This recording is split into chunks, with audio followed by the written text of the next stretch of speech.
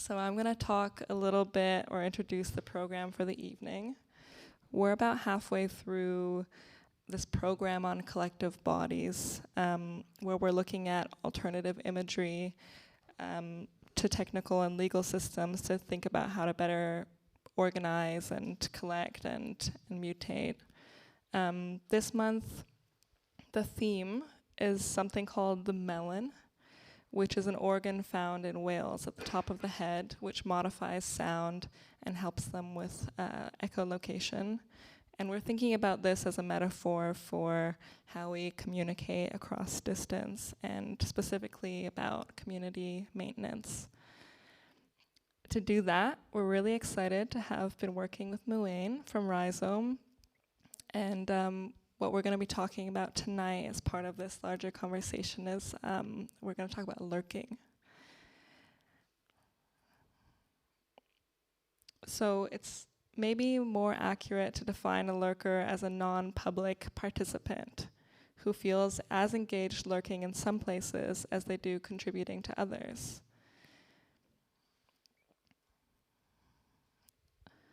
Although not easily traceable, actions in taking information have reactions, outputting information that traverse among and between networks, both online and IRL.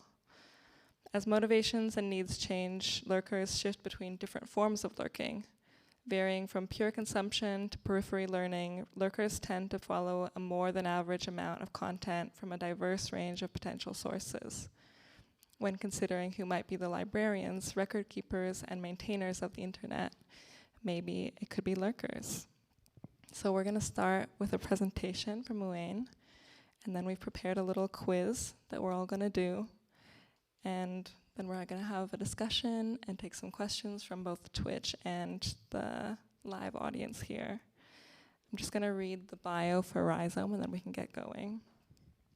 Rhizome is a born digital nonprofit organization that arose from early net art communities' growing need to advocate for themselves as artists and avoid obsolescence with the invention of preservation methods for internet artifacts. Rhizome's experimental programs and writing can be traced along the pathways of internet history. Now, as we continue to engage with new ideas and artists, we find ourselves in partnership with many others who also explore the depths of the web.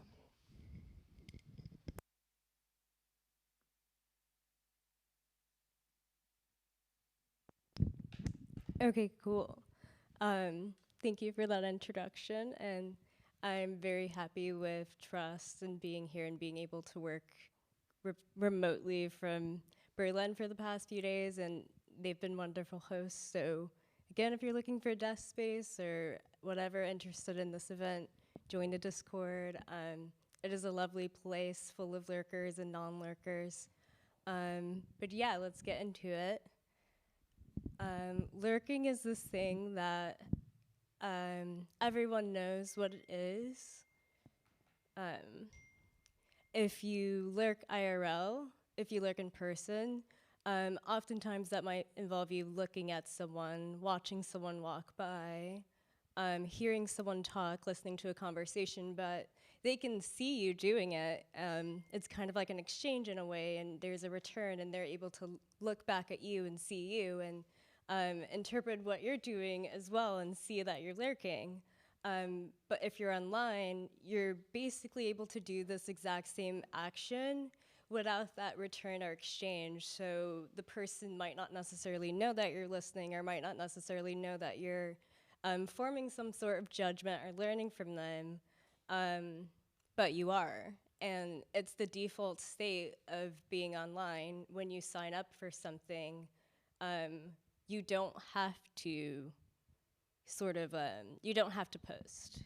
So then from there, getting into this, like, one of the most basic rules of the internet, as long as communication has happened on the internet and as long as groups have happened, people have been kind of afraid or fearful of the lurker, because when you look back at it, lurkers consist of a large majority of the type of people that are online.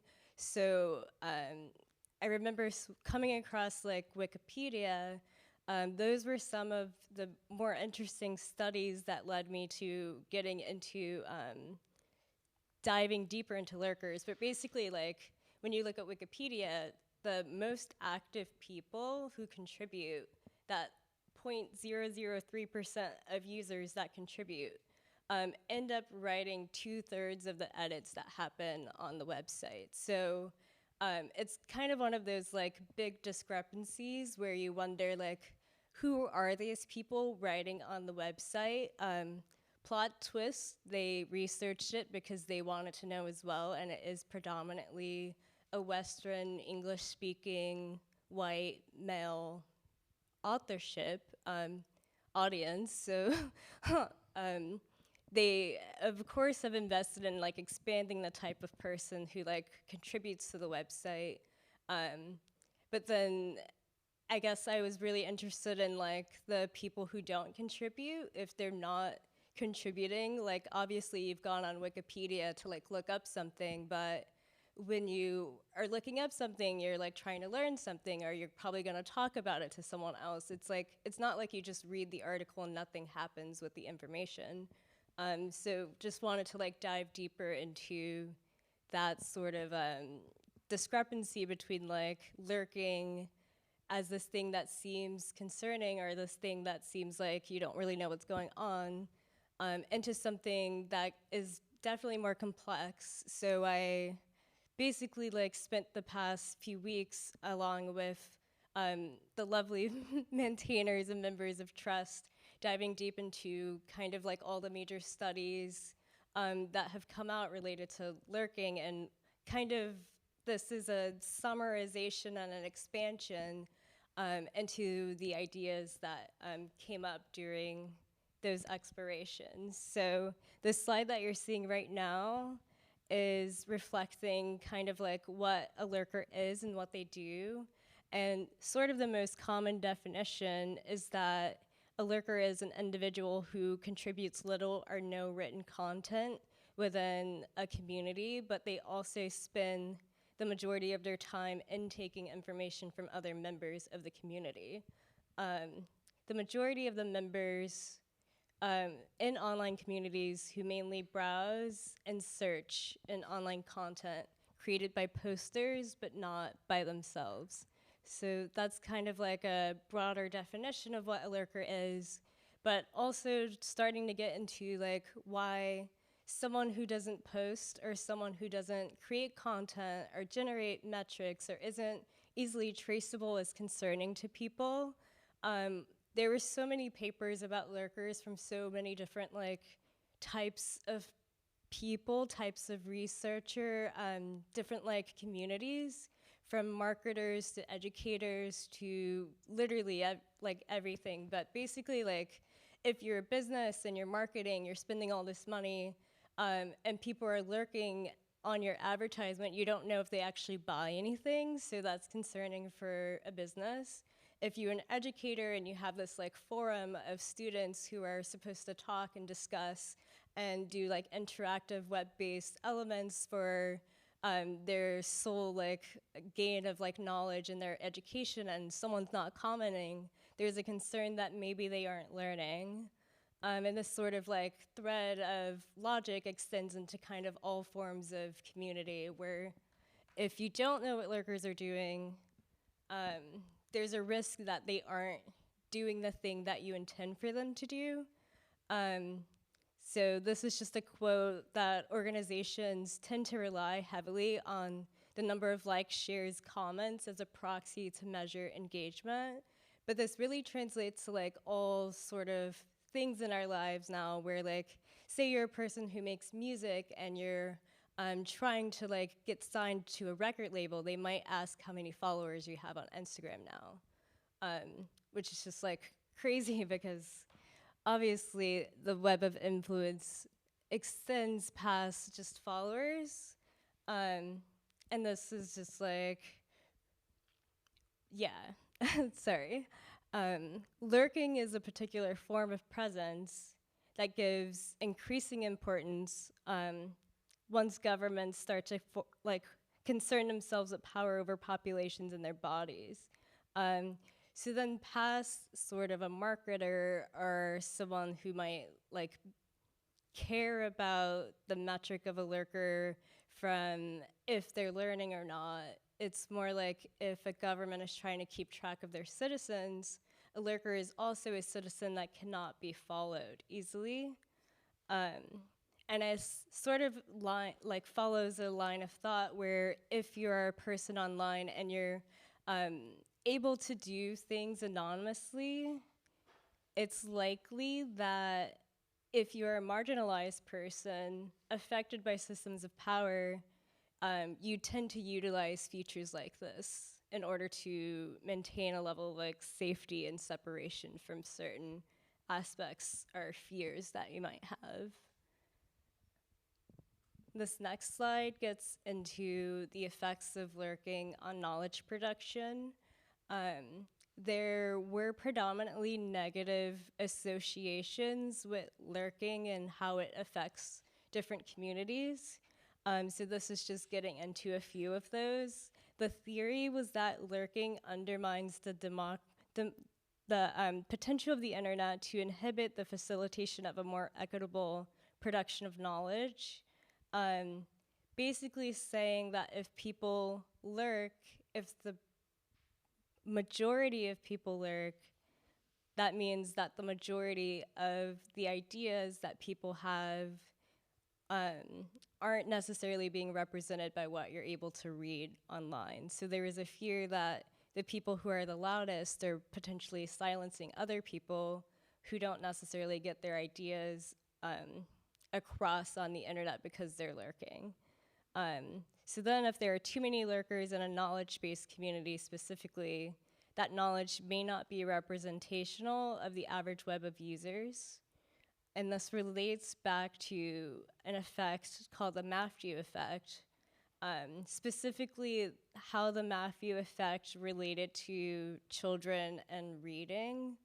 The thread was basically if a child early on is not doing great with learning how to read, they begin to like form a dislike of reading that bubbles along into them, their dislike of reading causing them to not improve, and then limiting their comprehension and their ability to read like long term. So it was also this fear that if you are someone lurking and not practicing the methods to communicate accurately and efficiently online, then this sort of behavior can like follow the same trajectory where you never learn how to do it and you become someone who always lurks, even if you do have something important to say or even if you wish you had something important.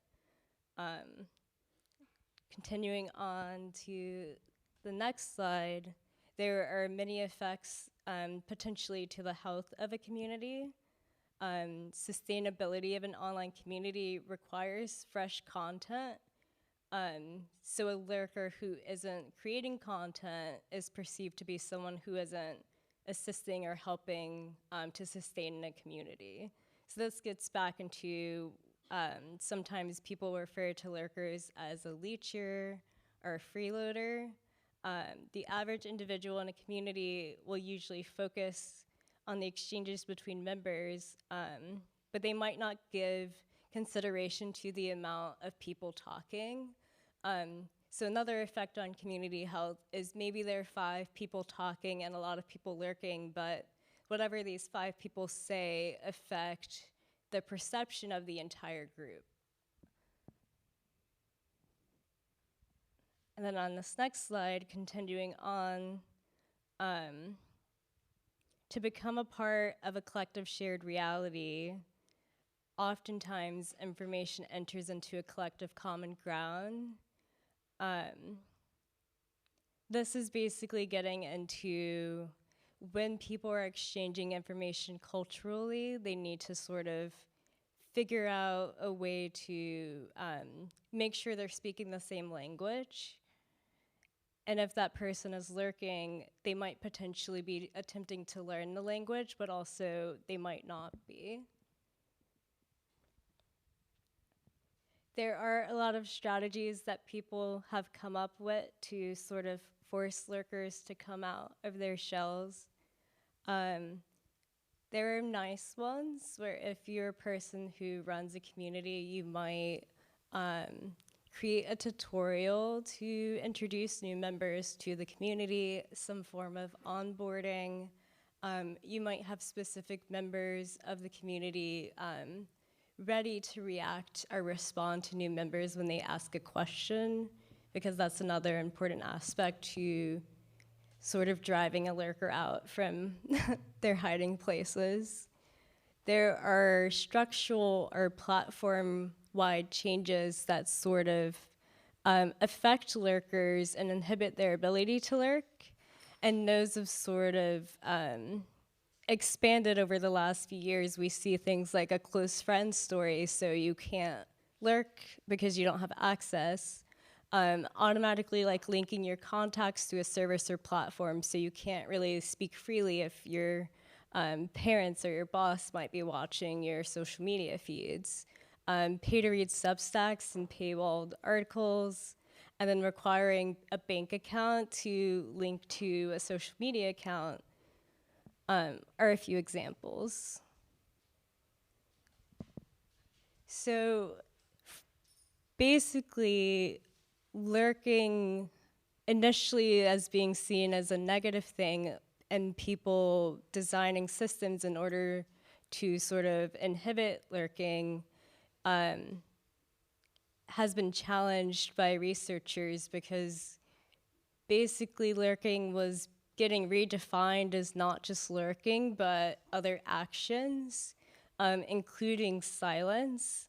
So when you think about silence, it's hard to interpret because it's literally silence, but when you're in person, again, you have all of these like different cues about what the silence might mean. So someone's body language, the way that someone's posture is, how they're responding, facial expression-wise, etc. Where silence, you know, could be potentially a good thing or a bad thing or just nothing. But online, the face and body are missing, and there are no traces as to what that silence might be.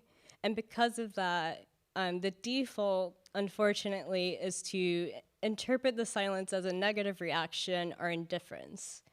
And since that was the default, people basically were pushing to extend what that is into a different range of responses: indifferent, disengaged, resistant, refusing through, etc. So it's just like you never know what lurking might be unless you ask people what it is or you study it on like a more meta level. So these original names for what a lurker is, the parasite or stalker, consumer or free rider, can be expanded and has been expanded by researchers over the past 20 years to include participatory specter, an audience member, a cognitive apprentice, peripheral learner, non-public participant, and also referring to lurkers as the silent majority. So I just wanted to break there and have a bit of a conversation with the two lovely people sitting next to me who have also spent a significant amount of time maintaining and interacting with communities, and obviously coming across a lurker or two. So I guess I want to ask Leith, how do you feel yourself when you are like maintaining a Discord and you have like all of these members, but then you see the same like 5 to 10 people posting? Have you guys like talked about that as a group, and sort of what was the perception of this type of person?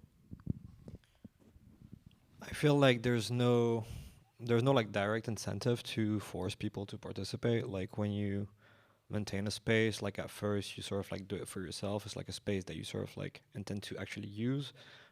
Could it be with 5, 10, or more people?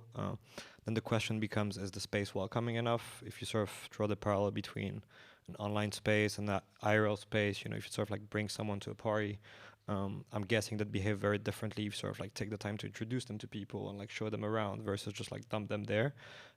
So I mean, there's definitely like a, how would you call that, like, would be better to have more community members being engaged with the discussions and whatnot, because it also provides, you know, sort of like more point of views and whatnot. But you also don't want to force people to speak if they don't have anything to say.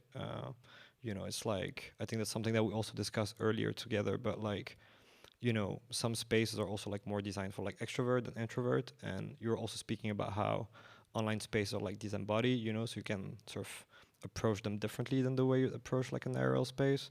But in the meantime, you might also, you know, sort of like create a space that might benefit mostly to people who are like loud.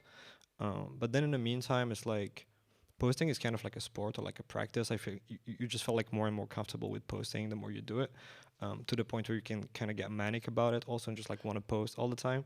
But yeah, so yeah, I don't know if that answers the question, but yeah. Yeah, definitely. When I asked people online for reasons why they lurk, one of my favorite responses was that posting is a job. And I feel like I agree. It's like posting does take some form of labor in order to do it in a way that like helps others or might like contribute to knowledge creation or whatever. But also, I want to argue that lurking can also do some of those same things. It's just harder to track. Also, if I just think about the way I move through online spaces, I behave very differently on like a platform like Discord or a platform like Arena. On Arena, I'm like a total lurker. I have like almost no like blogs in public. They're all private. I have like no sort of like wish to engage with that community in some ways, but like I'm actually interested in what people are posting. So I'm like, you know, we're sort of like looking at peer-to-peer space and the sort of like ratio of like what you share versus what you consume. And on a platform like Arena, I'm definitely more of a consumer than like someone who actually like, you know, brings something to the table, like is willing to share something. But that's also because of the way the platform is sort of like designed, right? Like you could look through everyone, like a person's post or like entire post history on a platform like Discord and sort of like build an idea of who they are and the way they think. But on like Arena, for example, it's like much more curated. So you need to actually, you know, be like make a conscious effort of the way you present yourself. Or like on a forum, you know, you can sort of like, you know, it's always a bit more ambiguous. If that makes sense. Yeah. Yeah, definitely makes sense. Lena, do you find yourself posting or lurking more in certain communities or platforms more than others? Yeah, we had a few discussions where we were talking about how different platforms encourage like specific types of participation or lurking. And I think that Callum also just sent something from someone from Twitch who said that it's interesting to think about how lurking is honored, like that there are Twitch badges and channel points acquired for lurkers. So yeah, I guess in a context like that where there is an assumption, I mean obviously every platform has an assumption that there's an audience, but maybe it's more honored or recognized by a streaming platform rather than like a chat community, for example. That's really interesting that the person on Twitch said that, because the only time I've ever seen someone refer to the act of trying to force a lurker to talk, especially like a streamer saying like, oh, you have to say something right now, referred to that as being like abusive. And I was like, that's really like interesting. I've never thought of that before. Like, the act of trying to force someone to talk is potentially like harmful. But I think it gets back to like lurking as this choice that people are making. And I think it maybe fits because like Twitch is awarding lurkers by design, whereas like other platforms are definitely like not. I guess I'll start going to the next area. I wanted to kind of expand upon the idea of like lurking as silence, as like lurking is also listening. I wanted to read this quote from Manifesto for Living in the Anthropocene, written by Kumi Kato. And it just says, deep attentive listening is an act of honoring the other who speaks to us, telling the stories of their being in their various voices and ounces. Listening is a humbling act, for the ephemeral and the transient quality of the sound demands a degree of attention and focus, especially when the sound is subtle, irregular, or unpredictable. We are called to focus. We stay still, stop other activities, or close our eyes to listen, suppressing our other senses so that our undivided attention can be given to the sound. Listening, in this sense, is a dedication of our attention to the sound and its source, honoring the time and space of its existence. With the attentive respect to the process, we learn that sounds expand freely and eventually dissolve into space. Such mindful and sensuous listening allows the emergence of a world that's normally invisible to us. And I just thought that was a great sort of like way to transition into all of these like expansions and redefinitions of what a lurker is into something that's more positive, but also something that's not passive, but more active, with its own sort of like effects within different communities. So in relation to that, the idea that lurkers are listening to people, I think, is reflected by when you ask a lurker how they feel about the communities they're lurking within.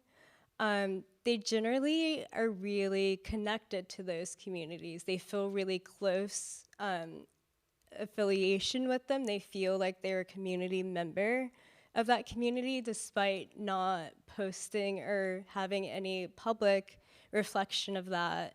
And I think that's an interesting idea, is that people are still affected by the things that they're reading, and oftentimes they'll perceive those things that they're reading as the things that they believe in themselves. So I thought that was like a really nice sort of evidence, I guess, of like this idea of the listener, is that this like empathy that develops from just like observing within different groups. So that we get into this idea of the lurkers as an audience. Imagine if everyone posted and no one read online. We'd have a really different internet, definitely. And one that I don't think would be that nice, honestly. Me and Layeth were joking about like AI, like generating everything with AI, and once we get to the point where it's like all bots talking to each other, and I feel like that's kind of the internet if there were no lurkers. Lurking is a significant ground upon which listening occurs. Lurkers have agency, and that agency is choosing when to be silent and also choosing to listen to the voices of social media. A set of subscribers who do not communicate and merely read elements of a public. This is in relation to like having a mailing list, and that mailing list is sent out unidirectionally to a lot of people. This quote basically says the mailing list itself becomes kind of a podium, because all of the people on the receiving end are their public for whatever ideas they're sending. So decisions to lurk arise from the need to broker and negotiate diverse boundaries. In this specific study, they define these boundaries as a microculture associated with communication contexts, so trying to decipher what different people are talking about, what they actually mean, if they're being ironic or not.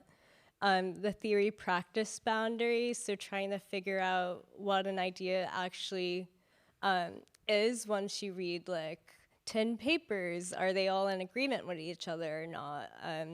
Role boundaries, where you feel it's appropriate to talk or not, and then online-offline boundaries. So then you have this lurker that is a lurker but also they're lurking in so many different communities, and then those communities are connected to each other and also connect back to the lurker. Decisions to lurk reflect the boundary spanning theory, where in the process of searching for knowledge or whatever the lurker might be wanting to do, they end up extending themselves beyond organizational, technological, temporal, or geographic boundaries, which I think is really nice to think about. But then in doing so, they tend to sort of emphasize, I think, certain areas are more important or have more weight for themselves. So lurkers have the agency to sort of find their homes, in a sense, where they might be more comfortable posting, or they might spend the most time reading information. And in choosing their home, they express like a personal preference that otherwise wouldn't be expressed. So like there is this element that like a worker might find a home based on, like we were saying, like the platform and its like functionality, where like I personally use Arena a lot to keep track of information just because it feels silent, but then it's like, oh, someone accidentally found my weird collection of stuff, so it's suddenly not silent. There was a quote from a paper that was like, someone tends to keep Facebook for personal use, but then they use Twitter for like professional use, and I thought that was interesting. Another thing, lurkers go outside, they touch grass. They oftentimes, there's this idea that lurkers are absorbing endless information and then not doing anything with them. But it might just be that they go outside and have actual conversations with people IRL about the information that they've come across.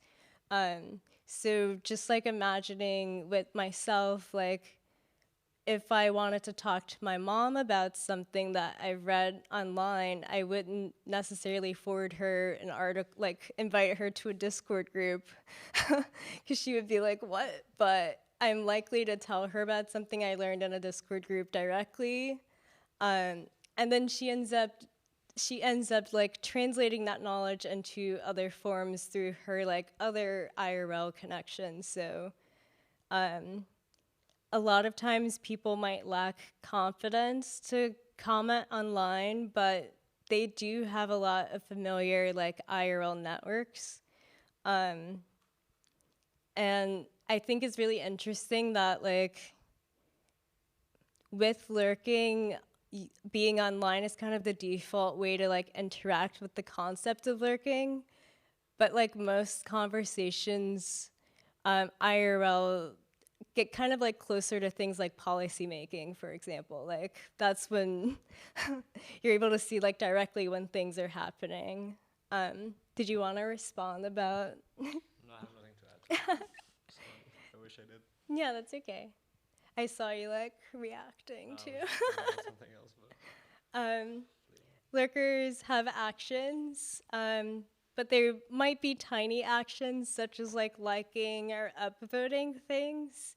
A lot of people have argued that those actions don't count as a contribution to community, but studies also simultaneously say the perception and trustworthiness of content or person is directly related to the amount of people who like, upvote, or see their like content, although they don't necessarily like respond.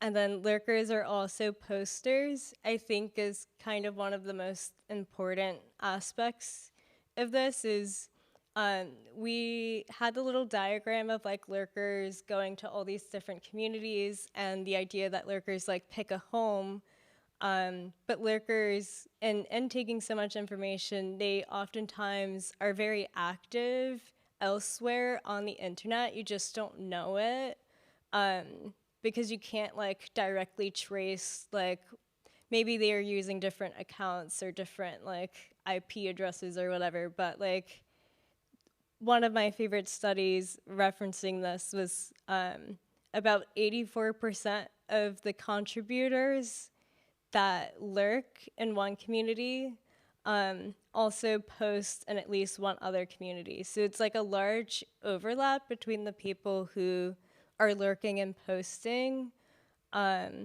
And I think that's interesting because then when you start to think about a lurker and who they might be, or a poster and who they might be, it kind of creates this like meta level where both of them are just people who use the internet.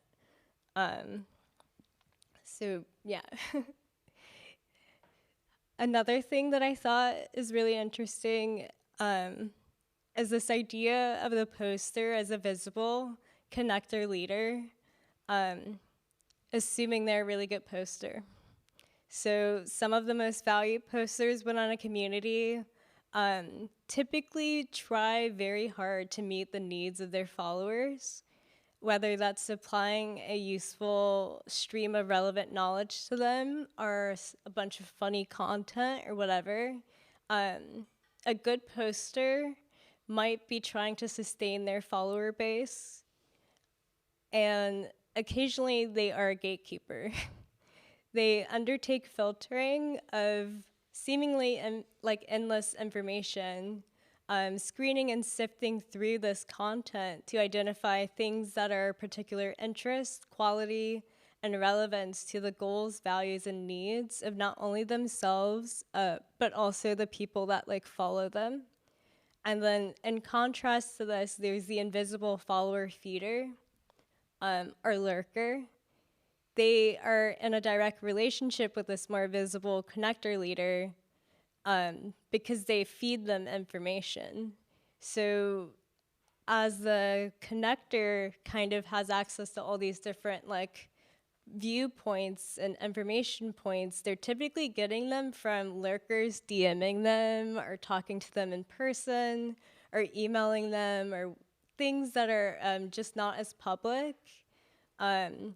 So the information that lurkers build up within their realms of research or interest tend to eventually bubble back up into public facing aspects of their communities, which is,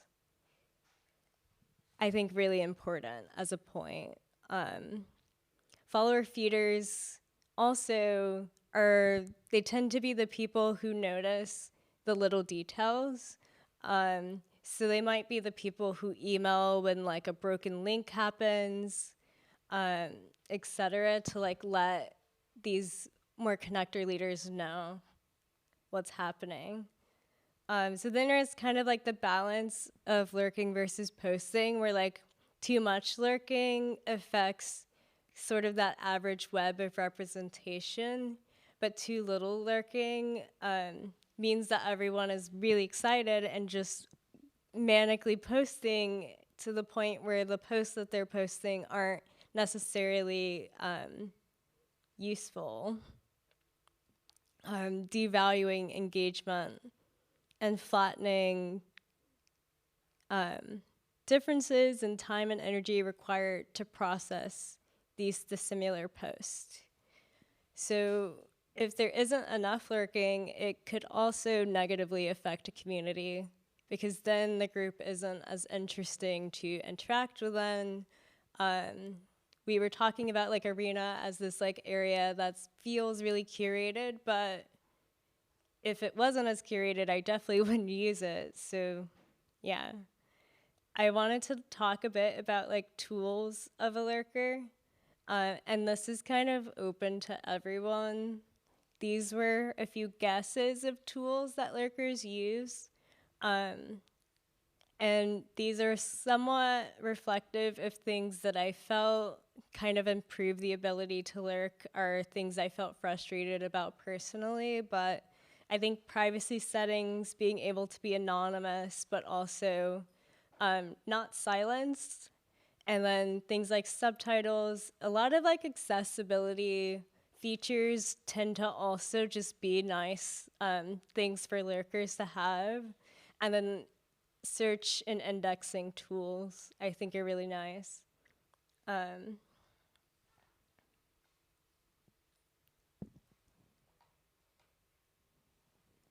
then the last thing that I wanted to say in relation to lurking is lurkers are ever shifting.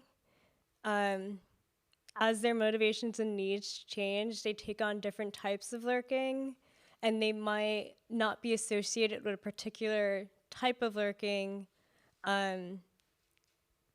depending on their mood. So I think that's like getting into this idea that there isn't one type of person lurking. There are many different versions of lurking and many different ways to lurk, including both negative and positive ways to lurk that always are shifting. A few of the ways that they shift is basically like, do they intend to post ever, or do they have no intention of ever posting? If they're more active or non-habitual versus if they're non-active and habitual, and if they're more of a collective lurker or a solitary lurker. I think we'll find out now because we're gonna break into this little lurker quiz that we've put together. So I guess for this, let's see, how do we do this? It's oh, true. Okay, while we figure out how to get up this quiz, Yeah, I there are wonder. some. Minimize it. Oh, this one. Nice, that worked. I think we failed the accessibility contrast needed for this to be viewable IRL. In case you don't have the link, it's trust.support/lurk. You can just like check it out on your phone as well. So, are we gonna do this quiz together? Yeah. Do we have it here though? Oh yeah. Wait. Oh yeah, we can. We'll just have to. On my phone probably. Yeah. Oh, can I see from here? Maybe we should just. Oh yes, I can see if I highlight them. Oh nice. Do you want to Okay, talk? so through yeah, it? sure. So step one is how do you use the internet? Answer is okay, I'll bite, sure. Where do you spend most time? When I'm online, I'm most likely to browse the feed to see what's up or post. In which case I actually do post, but this is a dead end, so I guess we'll have to go back. Browse the feed to see what's up and scroll because I prefer to make moves in silence. I love information. I like to consume. I want to link and build. I don't have much to share. Why would I give without nothing in return? I guess I like to consume. In which case, I'm a pleasure lurker. You lurk to entertain yourself. In case you get to the answer, which tells what type of lurker you are, it's still a hyperlink, but there's no need to click it because it's a dead end still. So then you just return. The ultimate lurk. Yeah, so then I should just go back to step one. Maybe someone else want to do it so we can sort of like go through different lurker types. Or if any of you are doing it on your phones or on if you're at home and you're doing this, feel free to post it in the chat. And we're going to go into like there have been some really nice comments in the chat so that we can go through in a little bit. But yeah, basically, after going through all of this literature about lurking, which has been super interesting because it's something obviously that we think about on a pretty much like day-to-day basis, I would say. This literature is largely produced by like educators or people from marketing or people in like data or digital literacy. So it's been super interesting to like go through all of this research from the perspective of someone who is much more like enmeshed in these like social processes. And from that, we've like developed this quiz and pulled out it's in progress. We'll get to the feedback in a little bit. But like we've pulled out some archetypes that we thought are helpful for understanding the different ways that we think about what lurking is and what motivates people to lurk rather than post. And the different types are also not mutually exclusive. So you might sort of like move from being a type of lurker at some point to another, depending on the moment, the platform, what you're looking for and whatnot. True. So apparently we have some preliminary lurkers, proxy lurkers, knowledge lurkers, and pleasure lurkers in the chat. Also learning/pleasure. Yeah. So maybe we can go into like what those mean or what we think that means.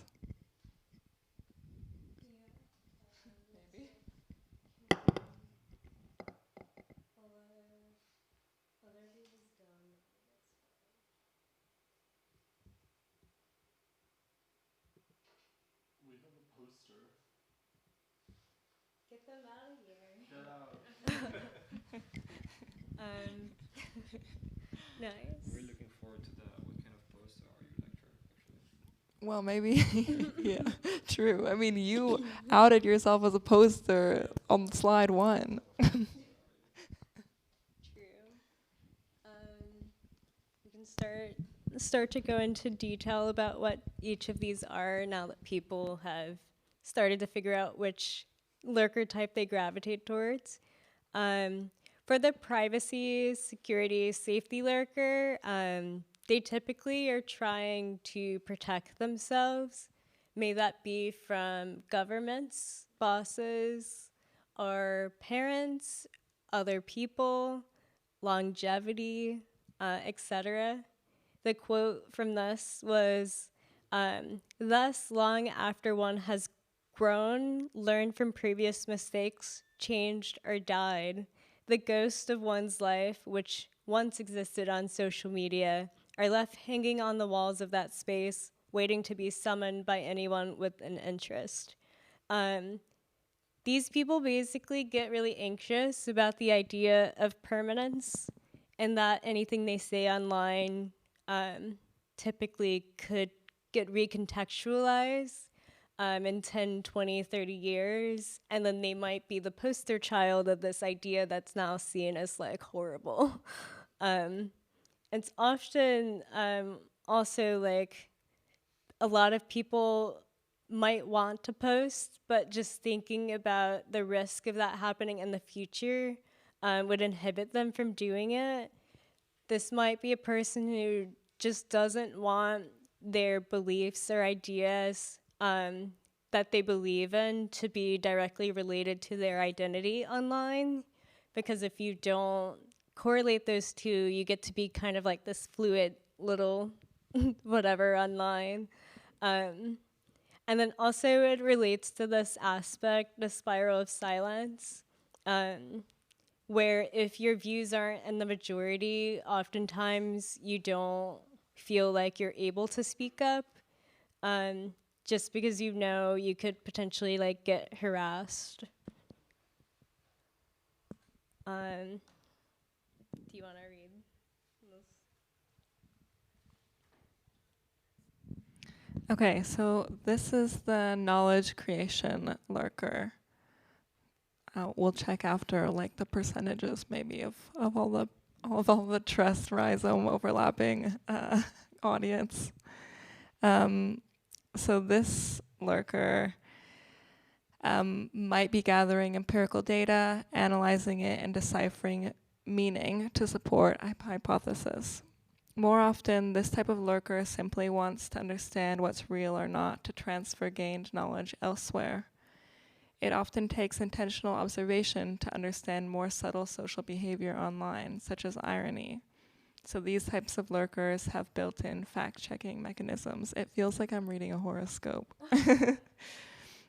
Or at least they should. Their goal is typically to contribute to knowledge, whether that's collective or their own knowledge is up to them. And we have this quote, I read them to understand meanings people make of the stories shared. Through these commentaries, I also get additional information that helps put the stories in the right perspective or context. Should I've missed out on previous stories which may be related to current stories being read? Nice. Let's see.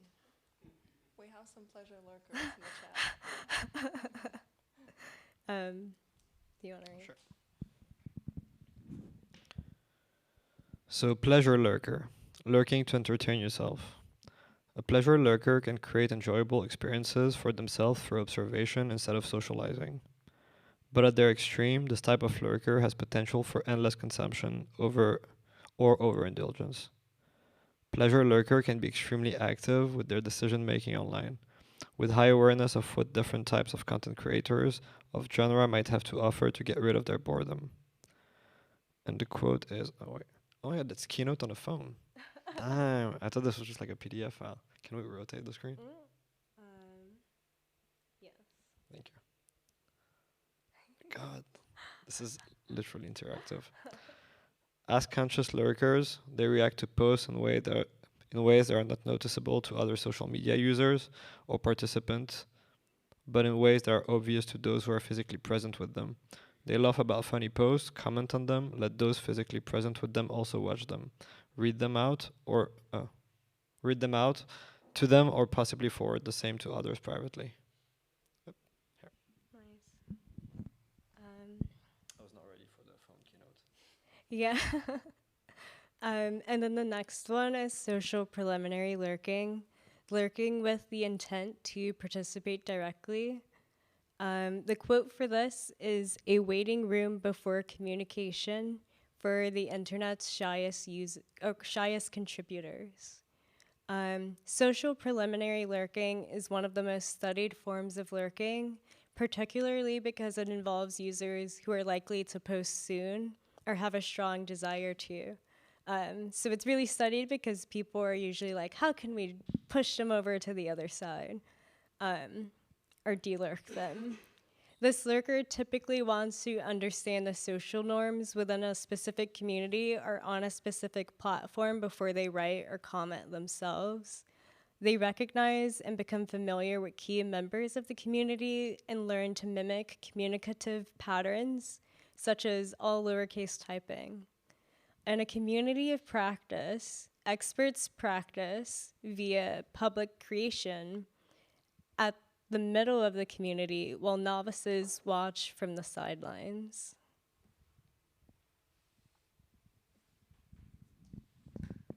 Okay, now we have proxy lurkers. Proxy lurking occurs when a well-trained lurker is aware of the behavior patterns of a specific group. They might potentially have a question or reaction to ongoing conversation, but they trust another user will respond with the same question, oftentimes faster or better. This lurker is the definition of why do the work when you don't have to. It feels like you don't need to talk because the things you want to say are already being said by other users in the group. I relate a lot to that one. Especially in trust. I know someone's gonna bring up the thing I want to hear about anyway.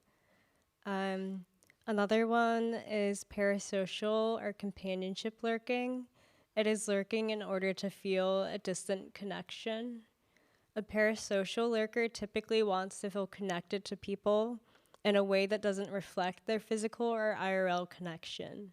For example, this lurker might follow the activities of a long-lost friend from school or one of the members of their favorite K-pop group.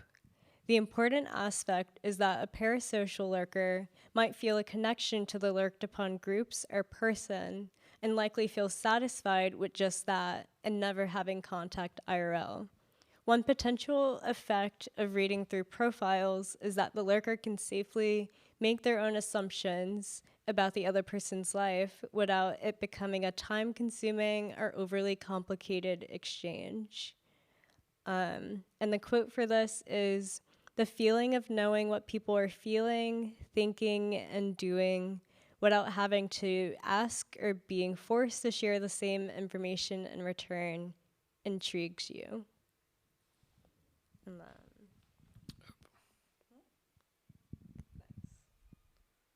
And this is the opportunity lurking. Lurking for direct financial or social gain. Across all communities, from listserv to the most beautiful group chats, you can find the wild, self-promotional, please hire me message, even if someone just joined. Opportunity lurkers primarily engage in online communities with a singular focus on personal benefit, often financial or promotional gain. They participate sparingly, posting or commenting only when they perceive a clear advantage for themselves. Contributions are often self-promotional, aimed at increasing their own visibility, reputation, or business opportunities. nice. So yeah, that was kind of all we had for the lurker types.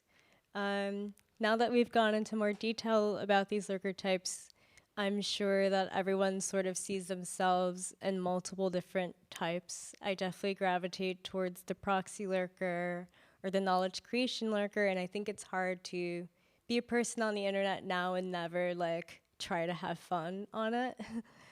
So yeah, it's kind of. I want to read some of the chat from Twitch, and then maybe you can respond. Wait, I'll give you this, and I'll take them. Oh, nice. Okay, I'm scrolling way up. Nice.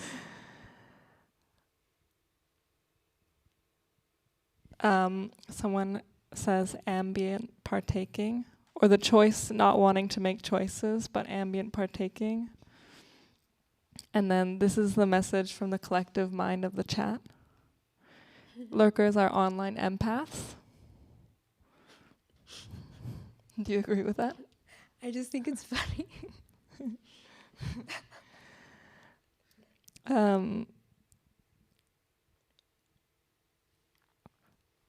Are bots lurkers? That's a good question. I mean, feel like bots are posters. True. And lurkers lurk on bots, but it doesn't necessarily like negatively affect the ability to lurk. And lurkers post via bots as well. I was saying, and lurkers post through bots as well, as in the Trust Anon channel, where bots are just used to actually move on from being a lurker to being a sometimes really annoying poster, but still a poster.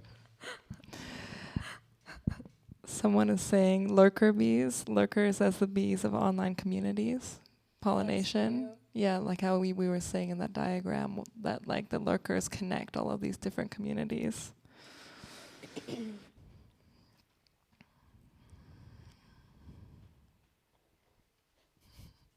Oh, someone is saying C subset of the pleasure lurker, which is the fetish lurker, gets off on the lurk.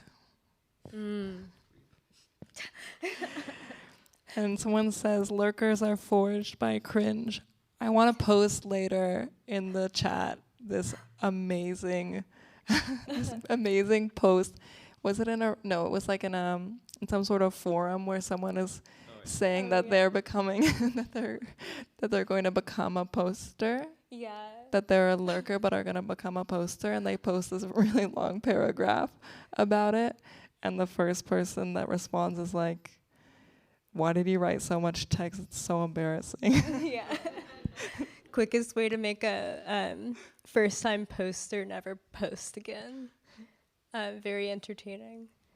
I guess also we should figure out if anyone in the audience, IRL or URL, had questions related to lurking. And if you guys, I don't know. I have many questions about lurking still myself, so. Yeah, does anyone have any questions or want to? or want to share their results or give feedback on the quiz, which is in development. Nice. They're all lurking. Okay. Yeah, I don't know what it is about talking about lurking, but it makes lurkers not lurk sometimes. Yeah. It's like they get excited now that they're seen or something. But honestly, Muein. I got so many people on the Twitch chat to de-lurk, we called it. De-lurk, Yeah. yeah. What's the relation between like lurkers and like reply guys? Like on the other side of denigration, you know, there's this Opportunity cost. yeah, it's just the Yeah. They're like, maybe if I reply enough, it'll be worth my while. But also, the reply guys reply from their business accounts or their personal ones? Or it's like the intersection between like, or it's like flirting with fetish posting instead of fetish lurking, because you sort of like lurk only to get off actually posting at some point, sort of, you know, yeah. Somebody in the Twitch did say the intersection of posting and lurking, which is the reply guide. That's where you find them. Yeah. We're at the intersection of posting and lurking. Nice. I have a confession to make. I used to be a lurker. I used to lurk all the time. And it did me no good, you know. But I guess now I'm seeing, I guess it's a funny thing to look at it when you see really like, surely there's a better word for it. If 95% of people are lurkers, surely we need even more granular kind of dissection of what they possibly could be doing, you know, whether they're looking for pleasure, opportunity. The opportunity lurker is the funniest one to me because it's so chronically true in every chat, is that there's always someone who's going to come in and promote whatever they're doing. But yeah, I just wanted to say, life's better when you're posting. Thanks for coming forward, Shala. Very much appreciated. Yeah, it wasn't easy for me. There's this kind of almost meme that comes up where someone is like, long time lurker, first time poster. That felt like that. Also, remember when I joined some online communities, like I was really reluctant to posting because I literally did not know who people were and like in many cases what they were actually talking about. And at times, you know, you sort of like try to engage and sort of hit the wall like this guy in this mailing list or whatever. But I feel like it's always through like maybe a person or two that you actually start engaging with like a space or a community. And like often via like, you know, very few very generous members who will actually like spend time with you. I spent like hours on the phone with like complete anons to sort of like, you know, discuss XYZ topic, and that then makes you feel more comfortable in a space, and then will actually like sort of get you to move from like, you know, the lurker to the poster, because you feel like you have legitimacy to speak or like, you know, say stuff. Can I ask? I just wanted to ask if you could both talk about your onboarding strategies, like, and maybe compare notes about. That's hard.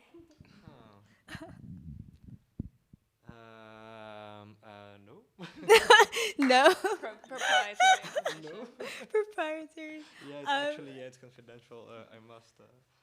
I mean, No, it's an interesting question. I don't think. Oh, yeah. yeah. I don't think there's like any sort of specific onboarding strategy. Like often, you know, the spaces that I guess we maintain, people come, you know, sort of from their own kind of like initiative. I guess, you know, they're like identify a space that they actually feel might be relevant to them and want to sort of like engage with it. We've been experimenting lately, I guess, you know, with the monthly assembly, trying to like reach out to people and sort of like, you know, personally inviting them to come. But, you know, there's no such thing as like forcing someone to interact. I think that if they don't want to, once again, I think the best you can do is just like trying to make the space as welcoming as possible. But also when it comes to, you know, it's interesting because if you if you enable enough people to sort of like move on from being lurkers to being posters through certain like, you know, tech and whatnot, like, I don't know, we're speaking about the Anon bot. For context, we have like a bot in the Trust Discord which allow people to post anonymously. And it did generate a lot of traffic. Like a lot of people started posting, unless it's always the same people just posting anonymously and you just don't know and you think that there are actually many. But in some cases, like, I think that's something that was mentioned by Brianna earlier, but like, some people will just start taking too much oxygen out of the room, and that will also again push some people away. So I feel like you always have to sort of find like a soft balance between like, you know, everyone should lurk and post at the same time, you know. Yeah. Nice. This made me think of this dynamic of lurkers when they first join a group. They often want to spend that time observing and seeing like how the group functions. But then there's also this like mask off moment where they just will like send a random message to see what happens or see if someone interacts with it. And I did that for both new models and trust. I sent like one message and then didn't send another message for like 2 years. The new models one was someone was talking about Donkey Kong ambience or something. And I replied and was like, that's great. I love that, like soundtrack. And then the one in trust, I think I was looking for like the download, like an illegal download for a textbook. And I was like, does anyone have this book? And no one responded. And then I never posted again for like another year. So Yeah, when you hit the wall, the cost is high. yeah. Yeah, I guess also like maybe the intention or the goal is not to de-lurk anyone, but rather like maybe the role of like a maintainer is to signal like what types of chat or conversations or like what kinds of interactions are possible and like encourage or like welcomed or encouraged, to like guide the conversation that way rather than like make people, the idea of like making the right type of conversation feel like it can happen. Being like online community maintainer is basically like MCing. It's like master of ceremony, but online. It's like DJing. Yeah, that's a funny take. Were there any more questions?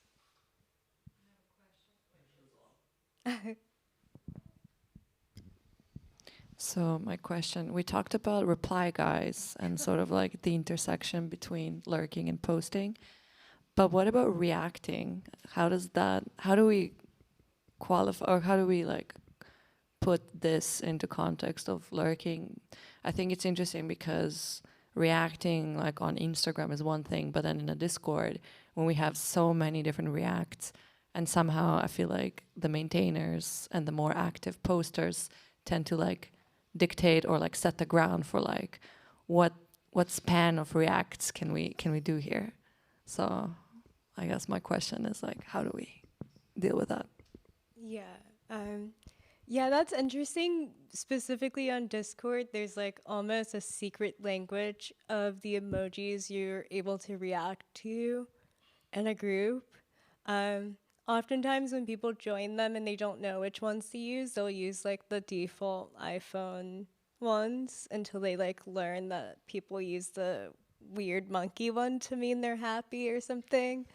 But I think reactions are like really important and increasingly being reflected as an important aspect of active participation, even though lurkers are more likely to do such actions. And I just think it's like interesting that these originally weren't perceived as like an important thing online, but like if you've spent any time on Reddit, when someone like upvotes something, you immediately are like, yep, that's true.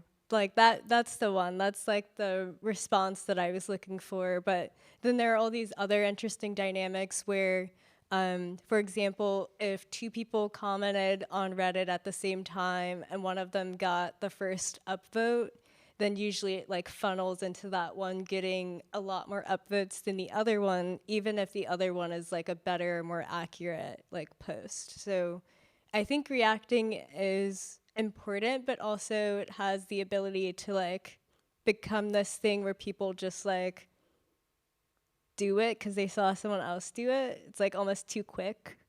And I think that's something we were talking about in relation to like the Trust Council and Bubble. Like someone was like, if it already got enough reactions to do the action, why are people still reacting to this? Like it doesn't matter anymore. But yeah, I thought that was interesting too. And I think also, I think sometimes it's interesting sort of like project like online situation and like an IRL context. And it's like, you're telling a story to like, I don't know, like a group of people or whatever. And it's like really different if like everyone is just like staring at you and giving you like a very empty stare, almost like creepy. And you're like, are they actually here? Or, if people laugh or if they say, that's right. Or, sort of like there is a level of interaction that I guess sometimes you also just don't need more than that. I don't think you need to sort of produce discourse for the sake of discourse. And I think what's interesting also for, like platforms like Discord, for example, is that, you create that sort of like type of like vernacular, right? You create like a language almost. And I feel like, at times it's just like enough. I guess reacting is kind of like facial expressions and gesticulations. Totally, yeah. URL. But also depending on the platform, like reactions have basically all the power because reactions drive visibility. Like reactions are part of how the algorithm decides what you see at what time. And so, and also kind of like interacts with like time in this way where like, for example, on Reddit, it's like you're gonna see the most upvoted post like at the top of the page forever, and you're not gonna see the linear chronological posting.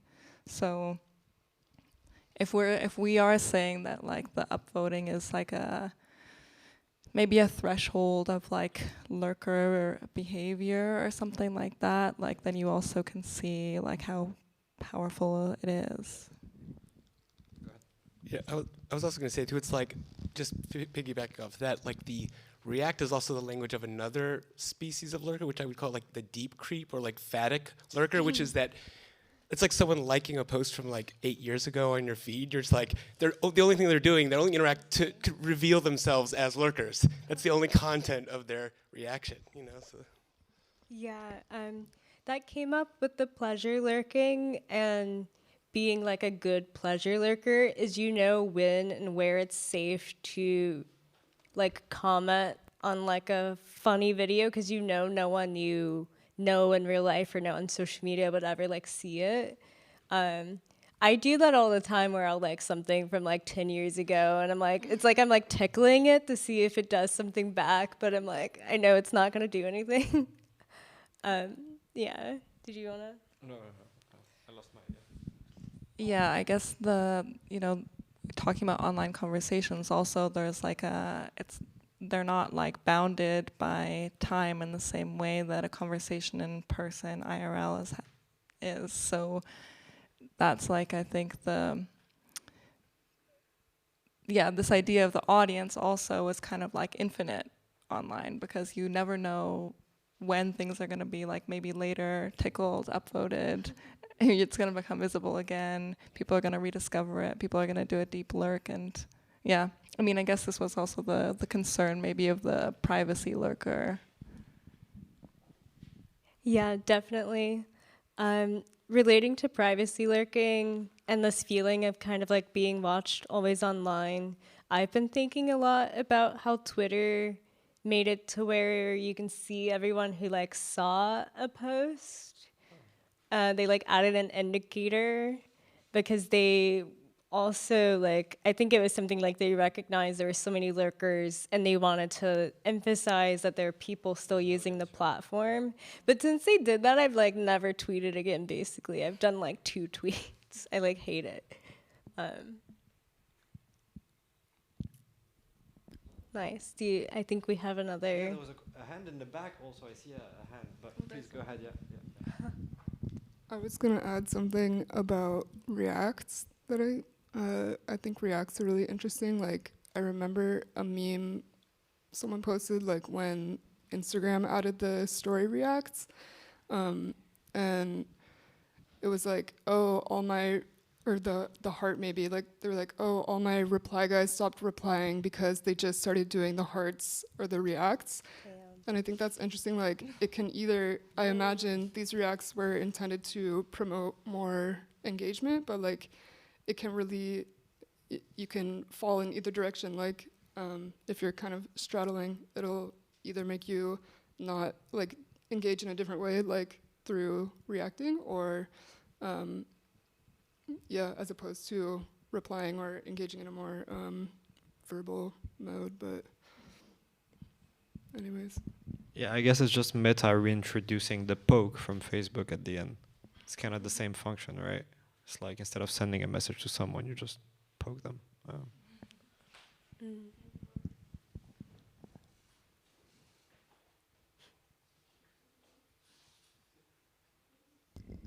Thank you.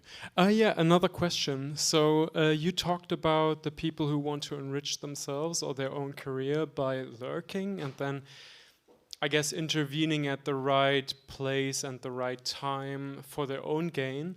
I was wondering rather, because also Discord is quite a new platform, but also Instagram has been around for quite a long time now, and people kind of think that they get around how the platform works and what they need to do in order to reap the benefits of whatever they seek, I guess. So I was wondering if there's a new class emerging from this kind of like, need to enrich themselves off of the platform, in a sense that there's a new god class kind of emerging that just lurks for the sake of lurking and thinking, oh my god, yeah, this is how you earthbound mortals just do your business. Yeah, this is how you go, and this is how it works for you. Yeah, and they might be industry professionals from the arts, from fashion, or wherever, and they are on these discords that kind of, do the business, and they're just lurking for the sake of feeling more than human. Well, what's your take on that? Yeah, that would be mine. This relates a little bit to something I got stuck at, is after we kind of put together everything about lurkers and lurking online, I went back and was like, what did people think about like audiences and their like gratifications and uses related to like watching TV? And there's a type of like TV watcher who isn't watching for pleasure or to like gain information or anything. They're just watching because they like build this affinity with the medium itself, and they get like used to watching TV. And this kind of like relates to that a little bit, although you went to like the dark path. But I was hoping that this sort of like more habitual user is diffused a bit into the like information seeking or like pleasure viewer. But I hadn't thought about someone who's like lurking to feel God mode. Like, whoa. Can I ask if you have ever encountered such a lurker, or if you, is that your lurker type? I have encountered people like that, yes. Yes. Wait, I just thought about it. It relates the most to the parasocial lurker. Because you often like perceive the parasocial lurker as someone who's like looking up to someone they admire or like can't connect with, but it could also be like looking down at the like sheeple of the physical realm and what they're doing. Maybe that's the way to approach it. That's so scary. From the audience, an ethnographer who kind of like sees the whole like how the platform pans out, and is just there to kind of draw the conclusion or something, I guess. That's scary. It's also a subtype, I guess. Yeah. That's interesting. I was going to say we should do some studies on the perceptual effects or just like the cognitive effects of lurking, and try to understand what these different lurker types do to a person's brain or behavior or trust fund project. Yeah, I would love that. If anyone's watching this stream that would love to give us a little bit of support. We can do some DIY If anyone's tech. god moding the stream right now, would love us to further develop these concepts. Lurker research.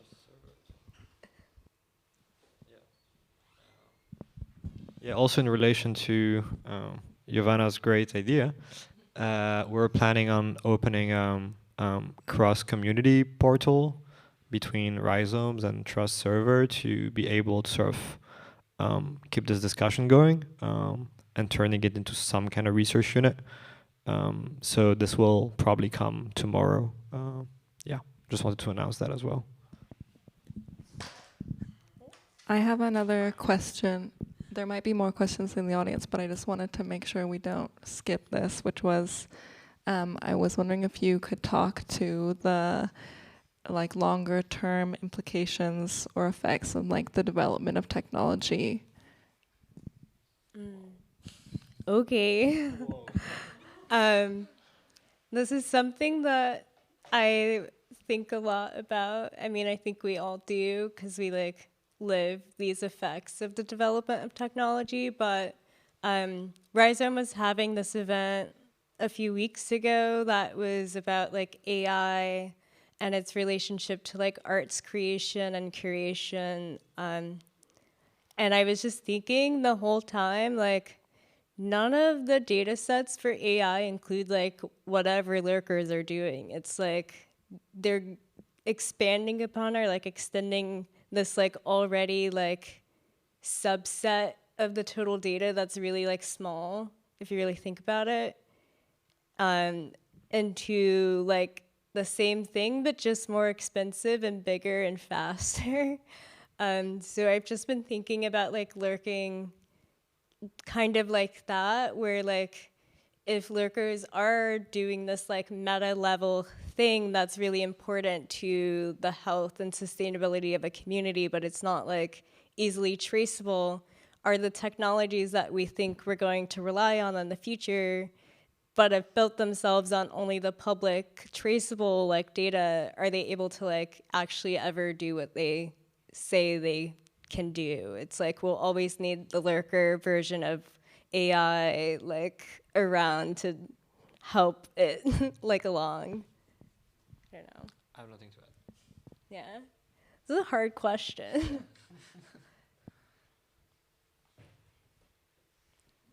I have another question from audience. Is this on? Okay. Hi. I kind of have two questions. I'm sorry to be that person. So the first question I had is, I guess they relate to each other. You were already starting to talk about this. Is that I was wondering in your research and also like within your own minds, how much do you see a push to de-lurk? Because it's obviously like, you know, within social platforms' interest to increase engagement as much as possible and to have everyone always interacting with everything.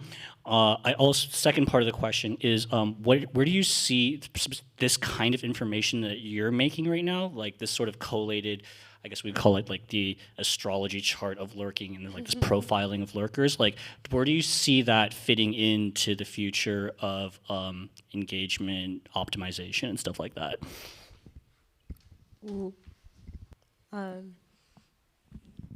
I mean, maybe there's something that I just like don't understand or like understand wrong, but I feel like when it comes to let's say like mainstream social media platform like Twitter and like Instagram and whatnot, I mean, there is definitely like a push towards engagement, but at the end of the day, what they're selling is advertising, so they don't actually need you to like do anything but being on the platform and actually lurking. So it's like, I think, you know, often we sort of like see or like understand lurking as like some kind of like passive mode, but I guess in this context, actually doing something still. And like, you don't need to engage to sort of like generate revenue for the platform. You only need to be on the platform and actually just like lurking around. So yeah, I don't know if that answers the question or if that makes any sense, but yeah. Did you want to add anything? So maybe you should actually post on the platform instead of lurking. So that would actually sort of go against, yeah, just like platform poisoning or something like that. Just like shit post a lot. Yeah. When the lurkers post, but only to say they're not gonna buy your thing. I was just gonna say, oh, there's a big puppy in the space that is yeah, getting involved in the question asking. I was just gonna say that in terms of like where this bit of research fits into maybe this larger conversation, maybe instead of, or like my response is like maybe that we would really love to hear some feedback from you. Like this is obviously like an initial sketch, and it would be nice to develop it more. Yeah, definitely.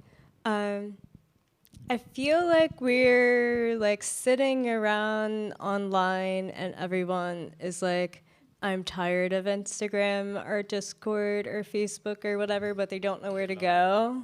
Yeah. Everyone complains that they use them anyway, but like simultaneously, we're having so many people who are like, I'm making the next social media with all of these kind of like experimental features for them. And I think some of them are kind of more lurkery than others by design. Like someone pointed out that I'm not as much of a lurker as I think I am because I use Arena a lot. But I think Arena is like a lurker platform because not only the dark mode, but also you feel like you're kind of like talking alone in this room the whole time that you use the platform.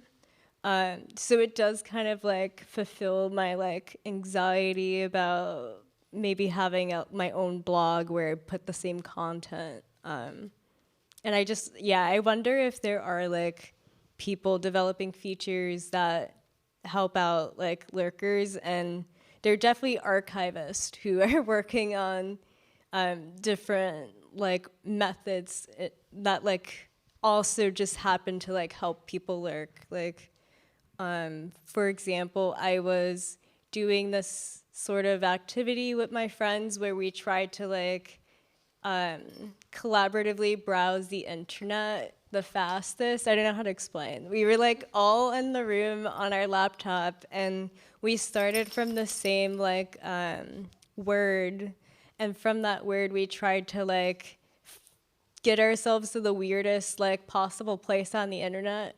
It's like lurking like the activity basically. But I was really frustrated because Google made it to where you can't like click on page numbers. It's like an endless scroll.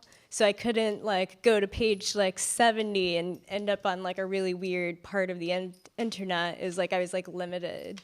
I was really annoyed. And at the time we were doing this, we couldn't like reverse image search either.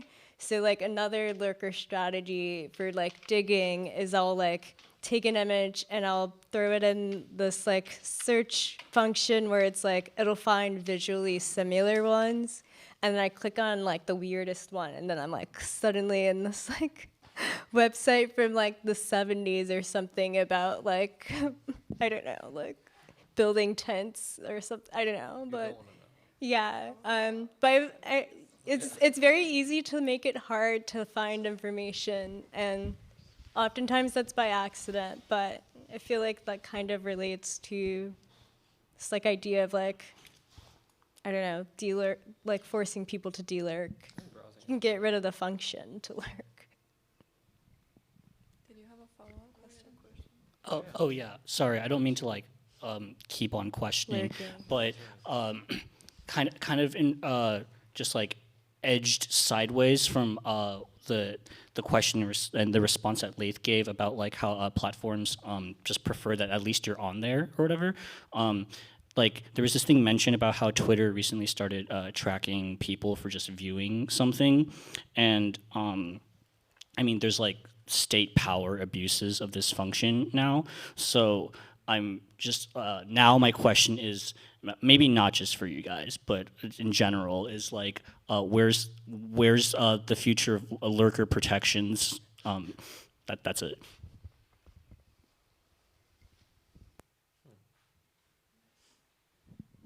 There are none, unless you make them yourself, I guess. But that gets into a like classic dilemma of the internet, where you rely on like centralized platforms to talk to people, but then you're controlled in the way that you're able to talk to people versus like hosting something yourself, but you're like you and 5 people you know that also wanted to join.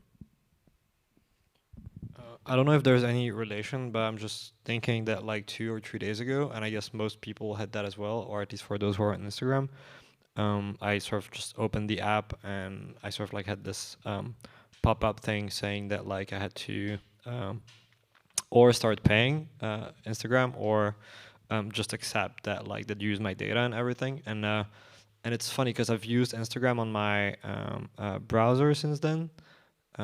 And actually I managed to kind of like break through that like screen, and I'm kind of in this sort of like limbo mode where I didn't respond yet, and I kind of like wonder I didn't give them consent to actually use my data yet, and I also didn't pay them, so I wonder in like what kind of like situation legally also they are if I just like sort of stay in that kind of like in between state and like quit my app like 10 times before actually being able to browse.